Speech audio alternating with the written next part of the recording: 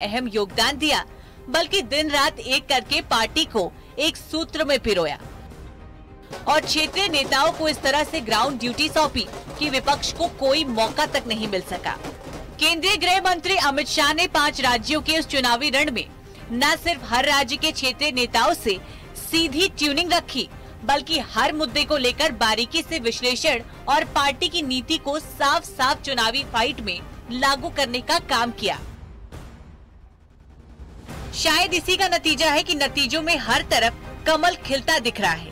अपने चुनावी कैंपेन की शुरुआत से ही अमित शाह ने डिफेंसिव पॉलिटिक्स को दरकिनार कर दिया था।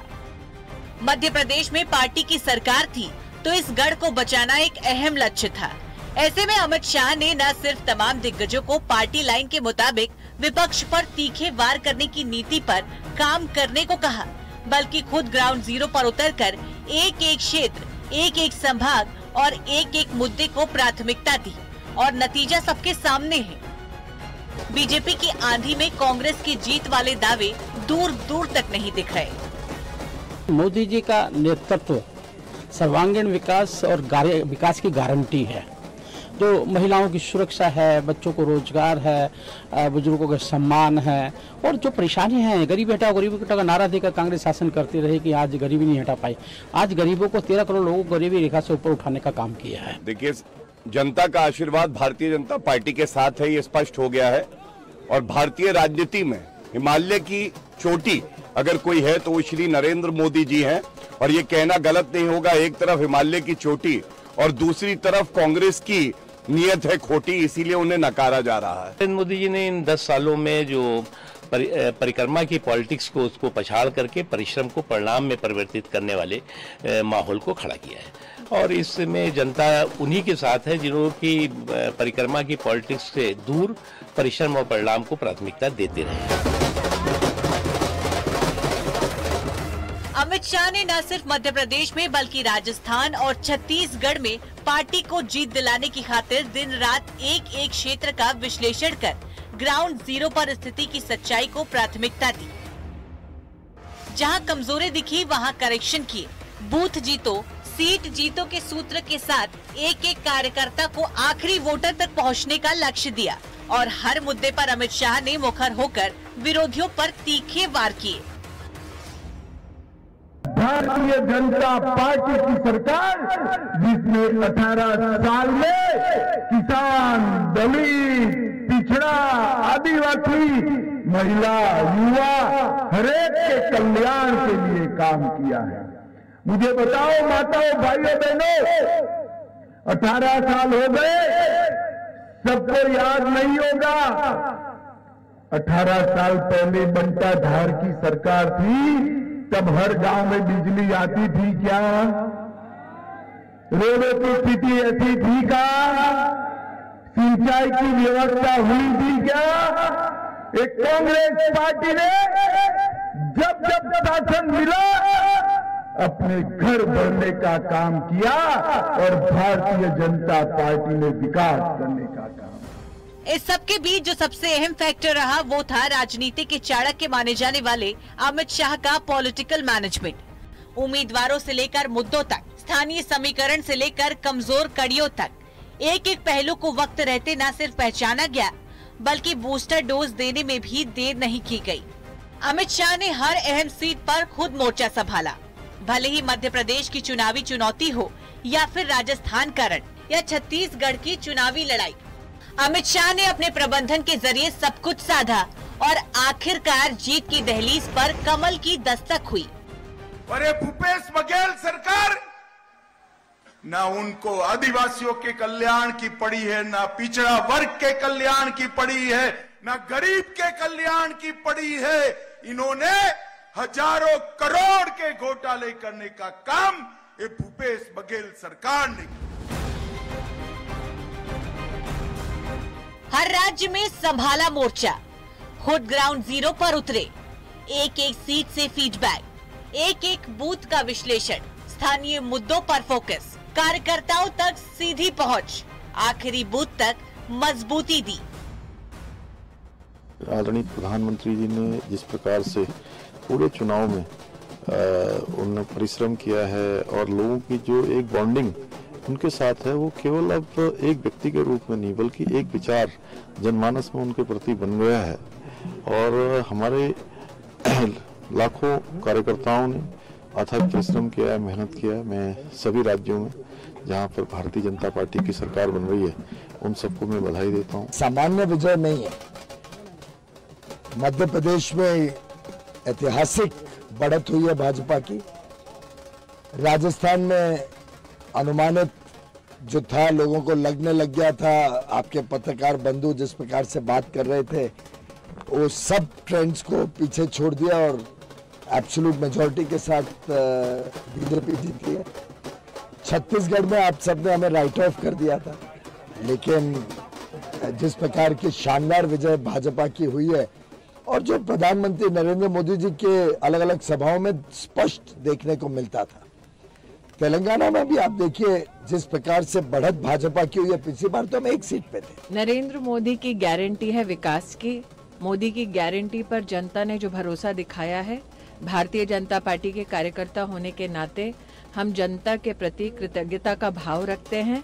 बार बार भारतीय जनता पार्टी के कार्यकर्ताओं ने डंके की चोट पर कहा कि मोदी मैजिक रंग लाएगा। आज के परिणाम उसी का प्रतीक है। और इन चुनावों में भी ये स्पष्ट तौर पर उभरा है कि लोग डबल इंजन की सरकार चाहते हैं, मोदी जी के विकास और गरीब कल्याण में विश्वास रखते हैं। और कुल मिलाकर देखा जाए, कांग्रेस की गारंटियां फेल हो गई। जहां भ्रष्टाचार करो और भूपे करो, ये इस तरह चिपका है कि महादेव ऐप के बाद तो और चिपका है। लोकसभा चुनाव के नतीजों से देखें तो मध्य प्रदेश, राजस्थान और छत्तीसगढ़ बेहद अहम है। इन राज्यों में बीजेपी की जीत के लिए अमित शाह ने न सिर्फ मजबूत कोर ग्रुप तैयार किया, बल्कि हर राज्य के प्रभारी नेताओं से सीधा संवाद रखा। खुद ग्राउंड जीरो पर उतरकर एक एक सीट का विश्लेषण किया और हर स्थानीय मुद्दे पर काम किया गया। साफ है कि ये जीत न सिर्फ 2024 के चुनाव में भारतीय जनता पार्टी को फायदा पहुंचाएगी, बल्कि कांग्रेस के खिसकते जनाधार पर और ज्यादा मुश्किलें बढ़ाएगी। अमित शाह ने न सिर्फ इन चुनाव में एक मजे हुए राजनेता, एक कुशल प्रबंधक और शानदार रणनीतिकार होने का सबूत दिया, बल्कि साफ कर दिया कि आखिरी बूथ तक फोकस रखने की उनकी रणनीति एक बार फिर कारगर साबित हुई है। Bureau report, news 18।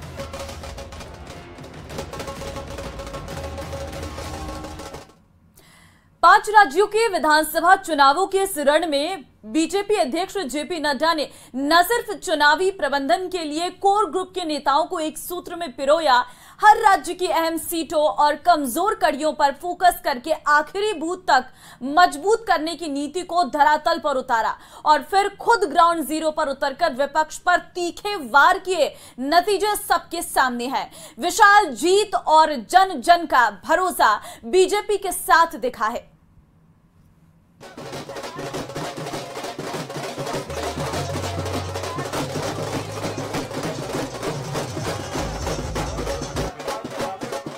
चार राज्यों के विधानसभा चुनावों के नतीजे में भारतीय जनता पार्टी का जलवा बरकरार है। मध्य प्रदेश, राजस्थान और छत्तीसगढ़ में बीजेपी ने बम्पर जीत हासिल की है।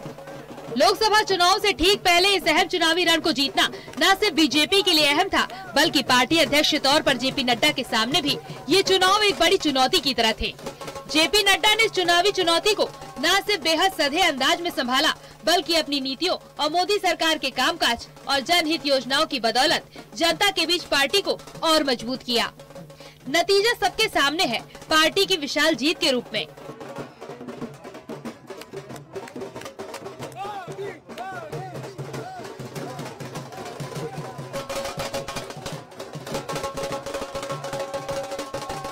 प्रधानमंत्री जी की योजनाएं का और भाजपा सरकार में काम हुए हैं और वही बोलता है, काम बोलता है और भाजपा का जो काम हुआ है पूरे देश में वह बोला है और बोल रहा है। और कहीं ऐसा भी नहीं है कि थोड़ा सा लगी लपटी सरकार हो, पूर्ण बहुमत से सरकार। लोग प्रधानमंत्री नरेंद्र मोदी जी पे अटूट विश्वास रखते हैं, ये उसकी प्रमाण है। मोदी गारंटी चल पड़ी है और विशेष करके उन लोगों को ये बड़ा करारी जवाब है जिन लोगों ने तमाम प्रकार की अपमान की शब्द, गाली गुलज की शब्द, सामंतवादी मनोवृत्ति में जितना भी नीचा किया जा सकता है, सारे शब्द प्रधानमंत्री जी के ऊपर लगाए। श्रेय प्रधानमंत्री मोदी जी के अनटायरिंग, बिना थके जो काम करते हैं और जिस विश्वास के साथ उनकी योजनाएं घर घर पहुंचती हैं, उसी का आशीर्वाद है कि भारतीय जनता पार्टी को ऐसा प्रचंड जीत मिल रही है। बीजेपी अध्यक्ष जेपी नड्डा ने न सिर्फ चुनावी प्रबंधन के लिए कोर ग्रुप के नेताओं को एक सूत्र में पिरोया, हर राज्य की अहम सीटों और कमजोर कड़ियों पर फोकस करके आखिरी बूथ तक मजबूत करने की नीतियों को धरातल पर उतारा और फिर खुद ग्राउंड जीरो पर उतरकर विपक्ष पर तीखे वार किए। राजस्थान रेप में नंबर 1 हो गया। पिछले 2 महीने में 118 रेप केस हुए।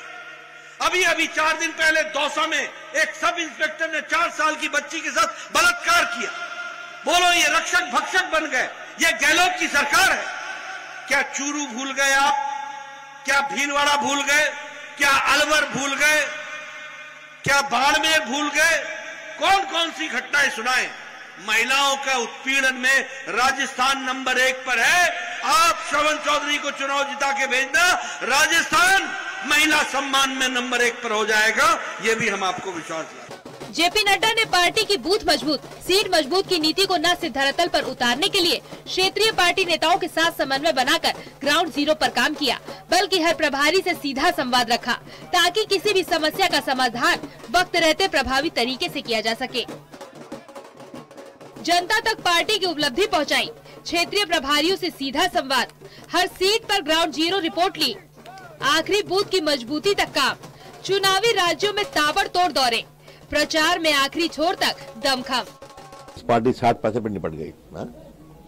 छत्तीसगढ़ में तो आप लोग कभी मानते ही नहीं थे। मैं तो वहाँ काम करता हूँ, पहले प्रभारी रहा हूँ। वहाँ के लोग सरल होते हैं, सहज होते हैं, और जिस तरह राज भूपेश बघेल ने किया था तो हार नहीं था। तो ये समझिए कि अब देश इस तरह की पॉलिटिक्स से ऊपर विश्वास, विकास और मोदी जी के साथ चलना है। जो मोदी गारंटी है ना, लोग ये मानते हैं, जमीन पर दिखाई पड़ता है। अगर टीके लगे, मैंने पूछा टीके लगे, खबर मोबाइल पे आई। अगर बहनों के अकाउंट में पैसा गया तो गया, किसानों के अकाउंट में पैसा गया तो गया। का पूरा श्रेय अगर किसी एक व्यक्ति को जाता है तो मोदी जी को जाता है, जिनके नेतृत्व में लोगों को विश्वास है।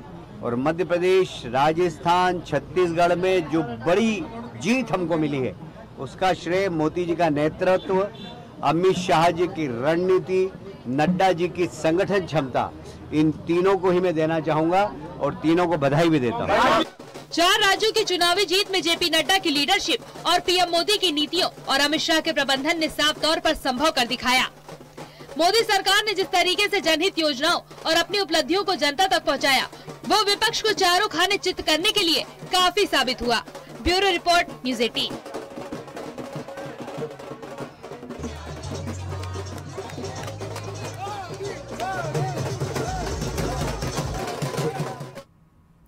तो विधानसभा चुनाव में बीजेपी का एक बार फिर डंका बज गया है। हिंदी भाषी 3 राज्यों में बीजेपी ने कांग्रेस को कोई मौका नहीं दिया, उसे चारों खाने चित कर दिया है। मध्य प्रदेश में बीजेपी ने जहां लगातार जीतने की तरफ कदम बढ़ाया, तो वहीं छत्तीसगढ़ और राजस्थान में बीजेपी कांग्रेस से बहुत आगे निकल गई।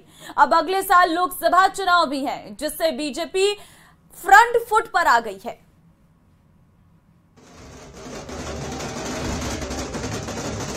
पीएम मोदी ने महासमुंद्र में अपनी पहली रैली की थी, जहां उन्होंने दावा किया था कि इस बार बीजेपी यहां से जीत हासिल करेगी, और मोदी की कही बात पर मोहर भी लग गई है।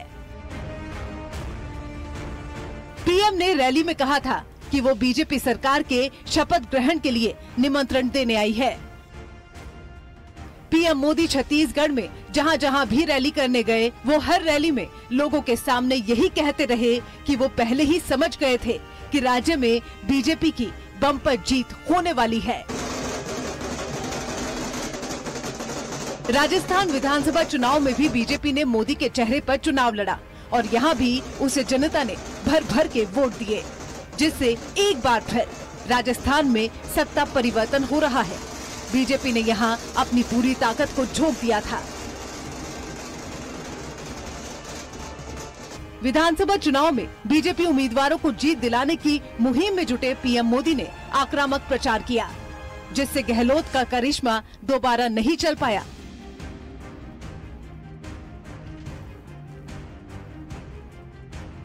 मोदी ने राजस्थान में 16 रैलियां की, इनमें 2 रोड शो भी शामिल हैं।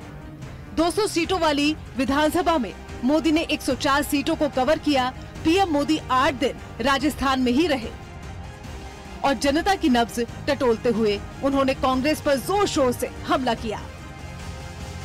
जयपुर में युवा वोटरों को आकर्षित किया। पीएम मोदी ने कोटा, जयपुर, बारां, करौली में रैलियां की। ज्यादातर सीटों पर बीजेपी जीत रही है। इतना ही नहीं, पीएम को लेकर विपक्षी दल काफी आक्रामक तेवर में थे। छत्तीसगढ़ हो या फिर मध्य प्रदेश और या फिर राजस्थान, विपक्षी दलों के कई नेताओं ने पीएम के खिलाफ अपशब्द भी बोले। लेकिन जैसा कि पीएम मोदी कहते आए हैं कि उनके खिलाफ जो अपशब्द बोले जाते हैं वो हमेशा उन्हें ऊर्जा देने का काम करते हैं। पीएम मोदी का जलवा एक बार फिर कायम है। 3 हिंदी भाषी राज्यों को जीतना एक बार फिर उनका करिश्मा दिखाता है, जिससे जाहिर हो रहा है कि मोदी को 2024 में हराना विपक्ष के लिए दूर की कौड़ी साबित हो सकता है। Bureau report, news 18।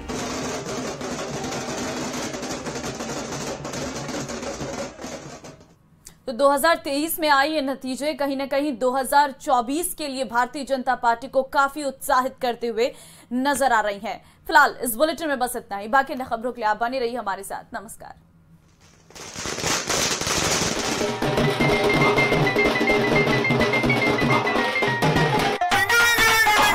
Modi ji को जय श्री राम। थोड़ी सी धूल मेरी धरती की, मेरे वतन की, थोड़ी सी धोखने वाली दग दग दग दग दग दग सांसें, जिनमें हो जुनू जुनू वो टूटे।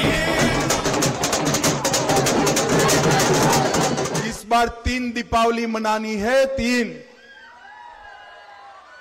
अब जालोर वालों आप ताली तो बजा दिए, मुझे पूछा नहीं कि कैसे 3 दीपावली। अमित भाई बताओ, मैं बता दूं? देखो, एक दीपावली आप मना चुके, बरोबर है, मना चुके ना। दूसरी दीपावली 3 दिसंबर को भाजपा सरकार बनाकर मनानी है, मनाओगे ना? और तीसरी दीपावली 22 जनवरी को भगवान श्री राम की प्राण प्रतिष्ठा कर कर मनानी।